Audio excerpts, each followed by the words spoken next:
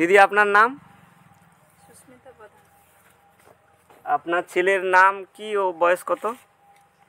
আমার ছেলের নাম সোম প্রধান, বয়স 7। সংস্কৃতি আজ গুরুকুলমের মন্ত্রশুদ্ধি সুবর্ণপ্রাশনের খাওয়ানোর বিষয়ে আপনি কিভাবে জানলেন? এই আমার মানে বড় যার ছেলে, যে বড় ছেলে খায় মন্ত্রশুদ্ধি। এখানে যে পাশের বাড়ি জয়দেব প্রধান বাড়িতে এসে তারপর সেখান থেকে শুনলাম যে খাওয়ানো হয় মন্ত্রশুদ্ধি, এই স্বর্ণপ্রাশন। তারপরে আমার ছেলেকেও খাওয়ানো শুরু করি। এই মহাঔষধি কতদিন ধরে খাওয়াচ্ছেন? হ্যাঁ, প্রায় 2 বছর হতে যায়, 2 বছর খাচ্ছি। এই মন্ত্রশুদ্ধি সুবর্ণপ্রাশন সেবনের ফলে আপনার সন্তানের কি কি লাভ দেখতে পাচ্ছেন? মানে হ্যাঁ, লাভ তো দেখতে পাচ্ছি। এই আগে প্রচুর মানে হাইপার অ্যাক্টিভ ছিল, তারপরে সবসময় অসুস্থ হয়ে পড়তো, সর্দি, জ্বর, কাশি, অনেক রকম সমস্যা ছিল শরীরে।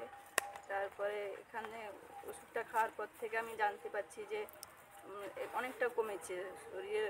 মানে এটা অ্যাক্টিভটা যে ছিল, হাইপার অ্যাক্টিভটা, সেটাও কমেছে।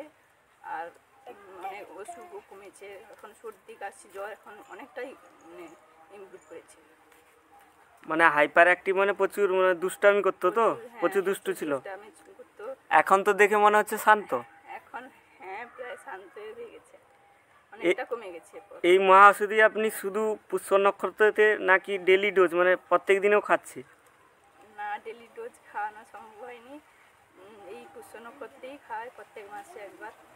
এখানে জয়দেব প্রধানের কেন্দ্রে এখানে এসে খাওয়া। এই মহাঔষধি খাওয়ানোর ব্যাপারে আপনি অন্য মাতা পিতাকে কি বলবেন?